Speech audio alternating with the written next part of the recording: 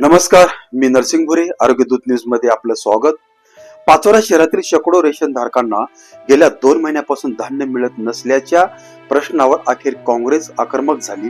काँग्रेसचे तालुका अध्यक्ष सचिन सोमोशी यांच्या नेतृत्वाखाली तहसील कार्यालयासमोर तब्बल 3 तास ठिय्या आंदोलन करण्यात आलं. या आंदोलनानंतर प्रशासनाला संबंधित रेशन दुकानदाराविरोधात लेखी कारवाई करावी लागली.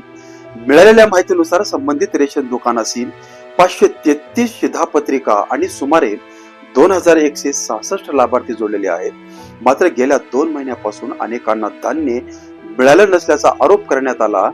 आंदोलनादरम्यान सचिन सोमोशी यांनी प्रशासनासह स्थानिक लोकप्रतिनिधीवरही नाराजी व्यक्त केली. त्यांनी स्पष्ट शब्दात सांगितलं की इतके लाभार्थी धान्यापासून वंचित राहिले, पण यासाठी लोकप्रतिनिधींनी सर्वसाधारण सभा घेऊन प्रश्न सोडवण्याचा प्रयत्न केला नाही. जोपर्यंत या 533 शिधापत्रिका धारकांना त्यांचा हक्काचं धान्य मिळत नाही, तोपर्यंत आम्ही इथून घरी जाणार नाही. चला आता पाहूया सचिन सोमोशी यांनी आंदोलन दरम्यान नेमकं काय सांगितलं. रेशन दुकानदार आहे सोनार, यांना मागच्या वेळेला आपण 30 तारखेला या ठिकाणी तहसीलचं निवेदन दिलं होतं. यांनी जवळपास 530च्या वरती लाभार्थी आहेत की ज्या लाभार्थ्यांचं या ठिकाणी त्यांनी डायरेक्ट 2100 लोकांपर्यंत त्यांनी डायरेक्ट धान्य घेऊन जायचं डायरेक्ट दिलंच नाही. आम्ही त्यांना सांगितल्यानंतर त्याची चौकशी करायला पाहिजे होती, पण चौकशी झालीच नाही. परत जुलैचं पण त्याला देऊन टाकलं. आता जुलैची आजची तारीख आली तुमची 20 तारीख येऊन गेलेली आहे, तरी देखील त्याचं धान्य मिळालेलं नाहीये. म्हणून आज आम्ही तहसील कचेरीमध्ये इथे ठिय्या लावू. जोपर्यंत धान्य भेटत नाही तोपर्यंत आम्ही आता घरी जाणार नाही. की जोपर्यंत तुम्ही धान्य अदा करत नाही, जेव्हा पावती निघाली म्हणजे धान्य द्यायलाच पाहिजे. कारण पावती निघणं म्हणजे तुम्हाला धान्य मिळालं हा त्याचा प्रकार असतो. परंतु त्याच्यामध्ये लोकांना अज्ञान असतं. ते धमकी देतात की तुम्ही जर जास्त बोलले तर तुमचं रेशन आम्ही बंद करून टाकू. मग या तालुक्यामध्ये कायद्याचं राज्य आहे का नाही आहे? या ठिकाणचे आमदार आहेत, त्यांना कार्यसम्राट अशी पदवी दिलेली आहे. किशोरप्पा पाटील यांनी कधीच लक्ष देत नाहीये. त्यांनी लक्ष का देत नाहीये? आमसभा का घेत नाहीये? या ठिकाणी आमसभा व्हायला पाहिजे. आमसभेमध्ये आम जनतेचे प्रश्न व्हायला पाहिजे.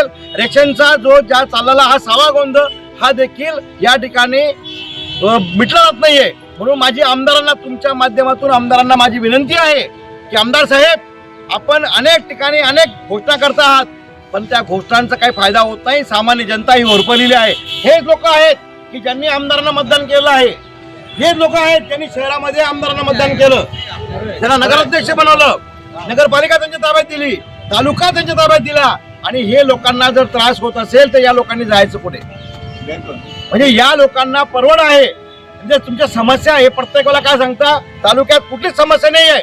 तालुक्यात खूप समस्या आहेत, पण तुमच्याकडे रील स्टार असल्यामुळे तुम्ही सगळ्या समस्या नाही आहेत अशा पद्धतीने एक वल्गना करतायत. म्हणून माझी आपल्या माध्यमातून विनंती आहे, किशोरप्पा, आपण गोरगरिबांच्या आहात ना, आपण भाषण करतात ना, मग या रेशन दुकानदारांच्या लोकांना महिना लोकांना रेशन त्यांचं खाल्लं जातं. महिन्यात 3 महिने त्यांना रेशन मिळत नाही. मग आपण त्यांना न्याय कधी देणार आहे? सचिन सोमोशी यांच्या ठाम भूमिकेमुळे आंदोलन अधिक तीव्र झालं. तहसील कार्यालय परिसर घोषणाबाजीने दणाणून गेलं आणि प्रशासनावर मोठा दबाव निर्माण झाला.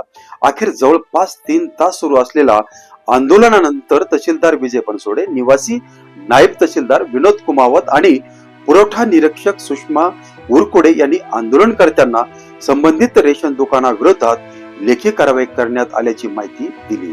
तसेच संबंधित दुकानाचा पुरवठा बंद करून तो सहारा महिला बचत गटाकडे वर्ग करण्याचा प्रक्रिया सुरू करण्यात आल्याचं सांगितलं. यावेळी पुरवठा निरीक्षक सुषमा उरकुडे यांनीही संबंधित रेशन दुकानाविरोधात कारवाई करण्यात येत असल्याचं स्पष्ट केलं. चला तर आता पाहूया पुरवठा निरीक्षक सुषमा उरकुडे यांनी नेमकं काय सांगितलं. आता जे काही चौकशी होईल त्याची अचूक चौकशी होईल आणि जुलै महिन्याचं धान्य वाटप करण्यासाठी त्यांचं सोनाचं दुकान हे दुसऱ्या स्वस्त धान्य दुकानाला जोडून देण्यात येईल आणि यांना रितसर नियमानुसार धान्याचं वाटप करण्यात येईल.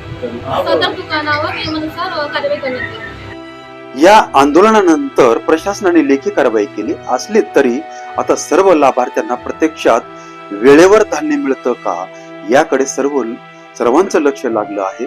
अशाच विश्वासार्ह आणि स्थानिक बातम्यांसाठी आरोग्य दूत न्यूजला सबस्क्राईब करा. व्हिडिओ आवडला असेल तर लाईक करा, शेअर करा आणि कमेंट करायला विसरू नका. धन्यवाद.